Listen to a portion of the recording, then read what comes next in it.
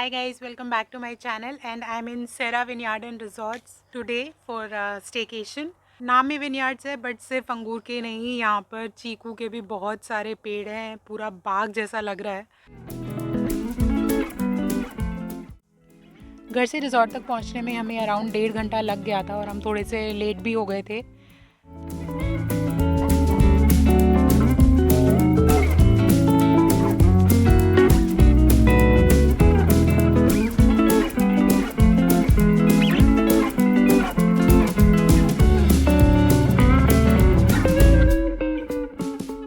Bye bye Neenu.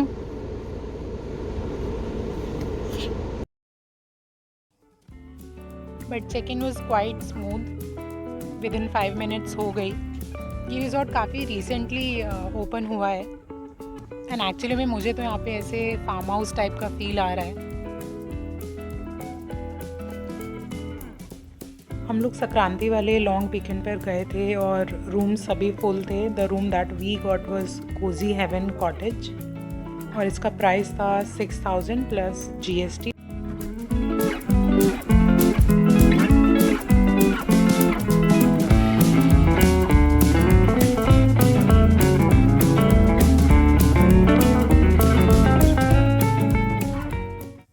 Book करने से पहले आई हैड नो आइडिया कि यहाँ पे ओपन वॉशरूम है, तो I was a little scared कि मैं कैसे यूज़ करूँगी। I am not very comfortable with open washrooms.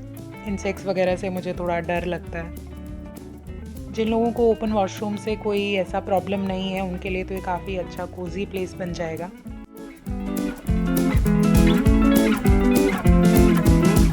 Cottage के साथ ही बाहर बैठने के लिए थोड़ी सी जगह भी दी हुई है, तो अगर बाहर बैठ के you just have to do a chit chat, चाय कॉफ़ी पीना है, then you can enjoy it here. हम लोग लंच के टाइम से थोड़ा सा लेट हो गए थे, तो we have ordered food to our room only and very hungry at the moment. अब विनयार्ड में आए थे तो विनयार्ड देखना भी था, तो आफ्टर लंच थोड़ा सा रेस्ट किया और उसके बाद हम निकल गए प्रॉपर्टी टूर के लिए भी और विनयार्ड के लिए भी।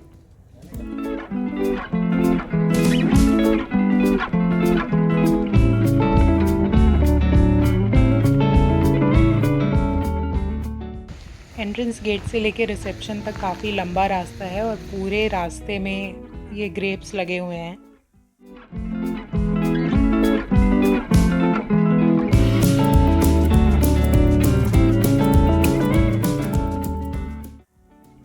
इस विनयार्ड में आके मुझे वही कहावत याद आई कि अंगूर खट्टे हैं, और हमारे केस में अंगूर खट्टे नहीं थे, अंगूर कच्चे थे।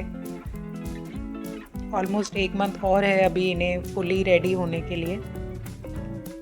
रिजॉर्ट में सिर्फ विनयार्ड है, अभी तक इन लोगों के पास ऐसा कोई लाइसेंस नहीं है टू प्रोसेस इट और टू सर्व अल्कोहल, तो 16 जैसा एक्सपेक्टेशन लेके बिल्कुल नहीं आना है।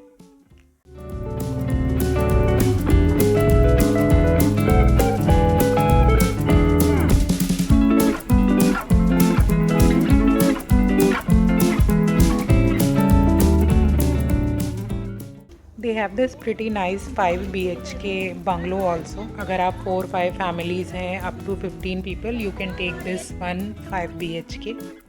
The resort was fully booked, so I could not take a inside car tour. Pool के पास ही you will find some more activities to enjoy.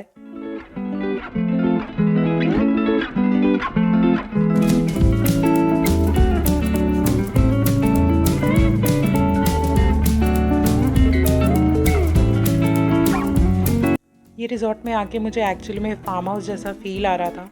Usually हम कहीं जाते हैं तो रिज़ॉर्ट होता है, उसके आसपास ग्रीनरी होती है, बट यहाँ पे इट वाज लाइक कि ग्रीनरी है और उसके बीच में देयर आर प्लेसेस जहाँ पे आप रुक सकते हो।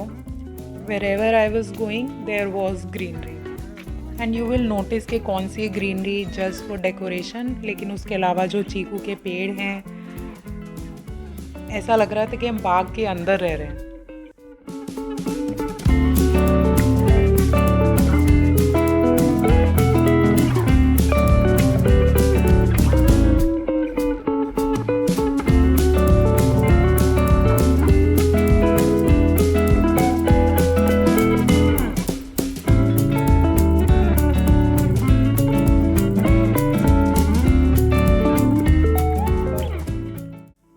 काफ़ी टाइम हम यहाँ लॉन में बैठे हुए थे। In fact we had our evening tea also in this lawn.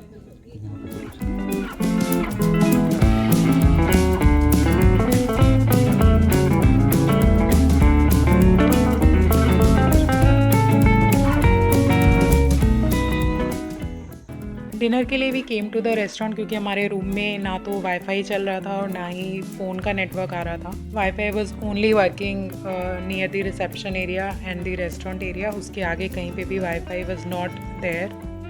But I think no wifi and no internet, it was a blessing in disguise for us because we kept coming out of our rooms to take a walk. And of course phone में network आ रहा होता या wifi आ रहा होता तो हम bonfire भी इंजॉय नहीं कर पाते।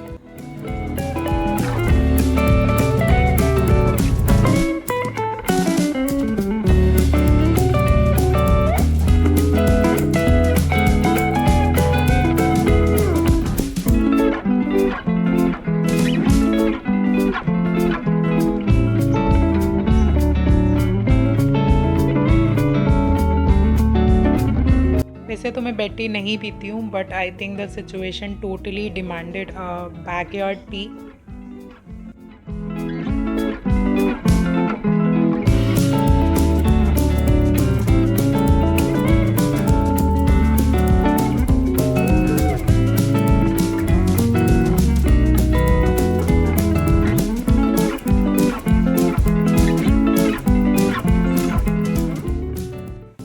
Breakfast options were quite limited.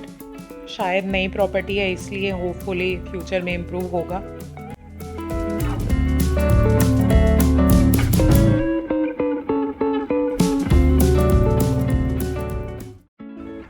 अब चीकू के बाग में रहेंगे और चीकू नहीं तोड़ेंगे ऐसा तो नहीं हो पाएगा।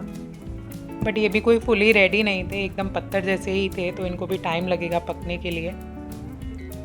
घर जाके न्यूज़पेपर में रैप करके रखूँगी तो आई थिंक 2-3 डेज़ में रेडी हो जाएंगे। जहाँ पर ये रिज़ॉर्ट है वहाँ पे अराउंड 8000 चीकू के पेड़ हुआ करते थे। उनमें से कुछ को काट के ग्रेप्स लगाए और कुछ को काट के रिज़ॉर्ट बनाया। सुन के थोड़ा बुरा लगा कि पेड़ काट के रिज़ॉर्ट बनाया, बट देन किसी और को ब्लेम नहीं कर सकते because I was there to stay in the resort.